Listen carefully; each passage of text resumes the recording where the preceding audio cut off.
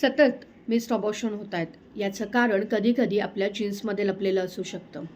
Karyotype taste हे ते कारण शोधायला आपल्याला मदत करते. कॅरिओटाइप टेस्ट म्हणजे काय, तर आपल्या शरीरातील क्रोमोझोम्सची तपासणी. आपल्या शरीरामध्ये 46 क्रोमोझोम्स असतात. 23 आईकडून येतात तर 23 वडिलांकडून येतात. हे क्रोमोझोम्स हे आपल्या शरीराची जेनेटिक इन्फॉर्मेशन असते. काही काही लोकांमध्ये या क्रोमोझोम्सच्या नंबरमध्ये कधी कमी तर कधी जास्त असू शकतात. तर काही क्रोमोझोम्समध्ये स्ट्रक्चरल चेंजेस असू शकतात आणि या बदलांमुळेच सतत अबॉर्शन होणे, इन्फर्टिलिटी किंवा होणाऱ्या बाळामध्ये काही जेनेटिक डिसऑर्डर असणे अशा काही समस्या निर्माण होतात. आणि म्हणूनच कॅरिओटाइप टेस्ट करणे हे काही काहींमध्ये गरजेचे असू शकते. तर अशा कोणत्या केसमध्ये कॅरिओटाइप टेस्ट करून घेतात, तर ज्यांच्यामध्ये सतत अबॉर्शन्स होत आहेत किंवा बाळामध्ये काही जेनेटिक प्रॉब्लेम्स दिसून येत आहेत, अशांनी कॅरिओटाइप टेस्ट करून घेणे गरजेचे असते.